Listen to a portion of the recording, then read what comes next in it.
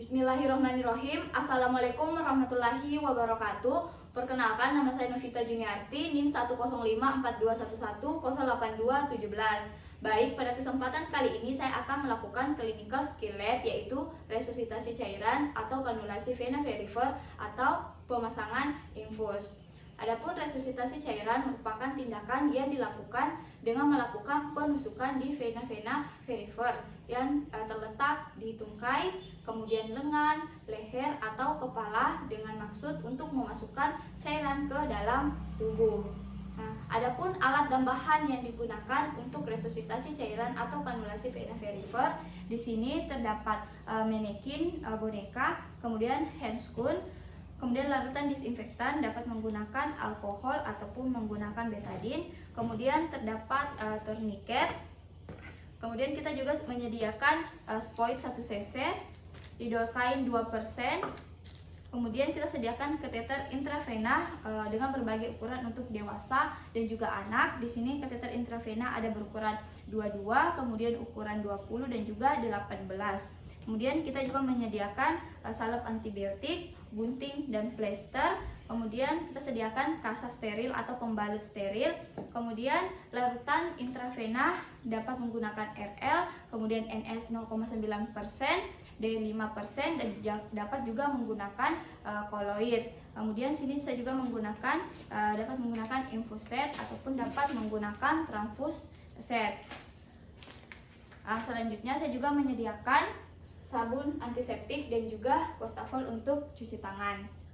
Nah, adapun indikasi dilakukannya kanulasi vena verifer, yaitu yang pertama untuk memberikan resusitasi cairan, kemudian yang kedua memberikan cairan di luar dari resusitasi, kemudian yang ketiga sebagai akses untuk obat-obatan intravena, dan yang keempat yaitu untuk memberikan nutrisi secara parenteral. Kemudian yang kelima yaitu sebagai persiapan untuk operasi. Baik, di sini saya akan melakukan langkah-langkah resusitasi cairan atau kanulasi vena verifer. Jadi yang pertama yaitu melakukan persiapan pra pemasangan. Nah, yang pertama yaitu kita melakukan evaluasi airway dan breathing dari pasien. Kemudian yang kedua kita mempersiapkan dan memeriksa bahwa alat dan bahan yang akan digunakan itu sudah tersedia. Di sini kita menyediakan 3 kateter intravena ukuran 22, 20 dan juga ukuran 18. Kemudian kita memastikan bahwa infuset yang akan kita digunakan itu sudah dihubungkan dengan cairan intravena. Nah, jadi di sini cairan intravena yang saya gunakan di sini yaitu RL. Jadi kita buka penutup dari cairan intravena, kemudian kita buka katupnya. Setelah itu kita gantung. Nah, setelah itu kita ambil infuset atau transfuset. Di sini saya menggunakan infuset. Jadi kita buka plastiknya. Kemudian kita keluarkan selang dari infuset, kita buang di tempat sampah medis. Nah, selanjutnya kita pasang. Jadi kita pasang infuset ini dengan cairan intravena. Jadi kita tusukkan ke cairan intravena dan pastikan chamber terisi oleh cairan. Setelah chambernya terisi oleh cairan, kita juga memastikan bahwa cairan terisi di selang. Nah, setelah itu kita memastikan bahwa tidak ada udara di dalam infuset. Nah, selanjutnya di sini saya akan melakukan pemasangan kateter intravena.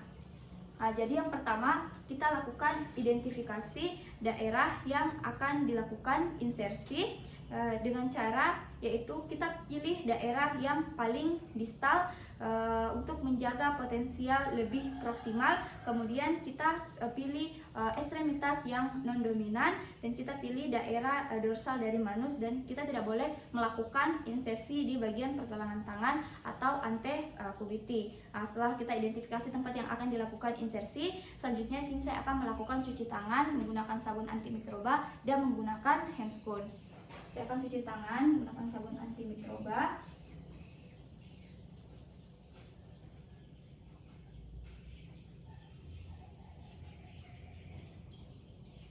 Kemudian menggunakan handscone.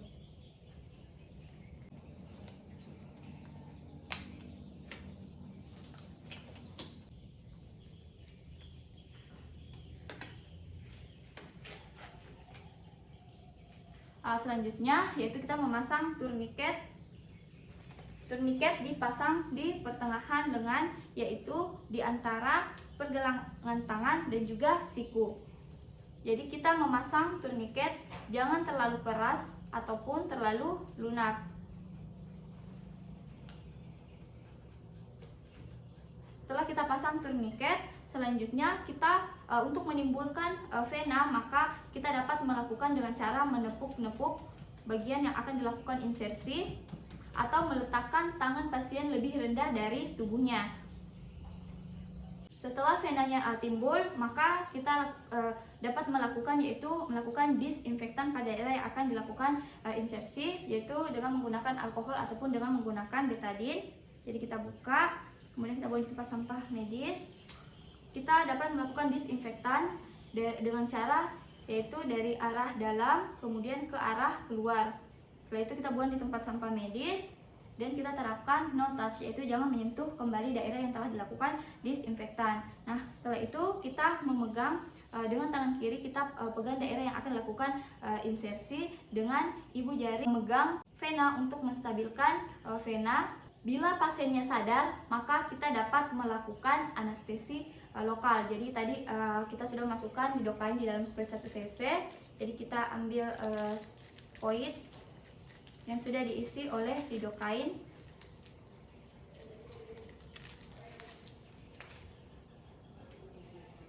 Kemudian kita lakukan anestesi lokal di daerah yang akan dilakukan pemasangan kateter. Di sini kita dapat melakukan anestesi, dapat dilakukan di paravena ataupun di atas vena. Di sini saya melakukan di paravena, jadi di samping vena kita lakukan anestesi. Kemudian kita lakukan aspirasi agar tidak ada darah yang masuk. Setelah itu kita dorong. Kemudian kita buang di tempat sampah medis. Nah, selanjutnya kita mengambil kateter yang akan dipasang. Jadi kita pastikan bahwa bevelnya itu menghadap ke atas. Kemudian kita lakukan penusukan dengan membentuk sudut 45 derajat. Jadi pegang jarum dengan menggunakan jari telunjuk dan juga ibu jari. Kemudian untuk tusukan di sini saya lakukan secara paravena. Jadi kita lakukan dari samping vena, kemudian kita dorong masuk ke dalam vena. Nah, setelah kita lakukan penusukan, kemudian kita letakkan kateter sejajar dengan permukaan kulit.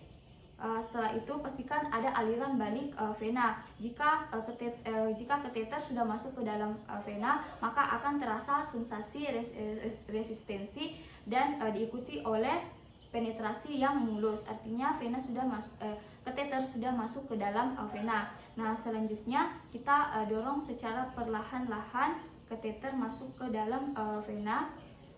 Jadi kita dorong sepanjang 3-5 mm. Setelah itu kita tarik mandrin keluar.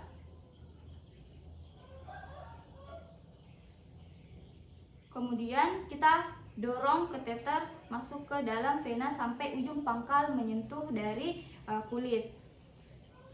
Kemudian kita pasang infuset. Kita hubungkan infuset dengan kateter.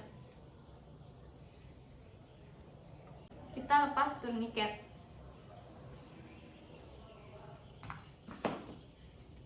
Selanjutnya di sini saya akan melakukan fiksasi kateter intravena. Jadi kita ambil plester.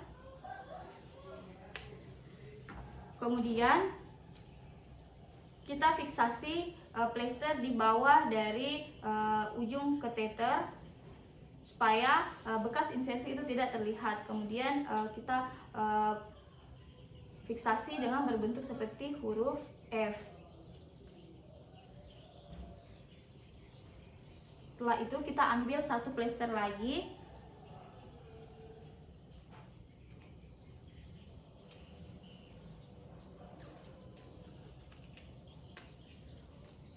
Plester yang satunya kita fiksasi ke infuset sehingga berbentuk seperti huruf F.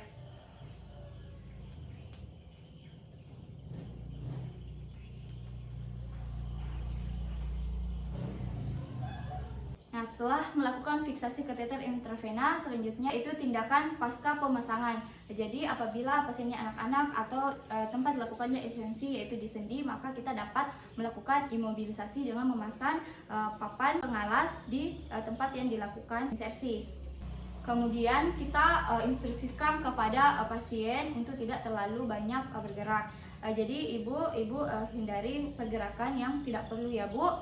Kemudian apabila ibu merasa ada bengkak, ada nyeri atau bekas yang dilakukan insersi itu bocor, maka ibu segera melapor ke dokter atau perawat yang sedang bertugas ya Bu. Setelah kita menginstruksikan pasien, kemudian kita label bahan pembalut. Jadi kita ambil label.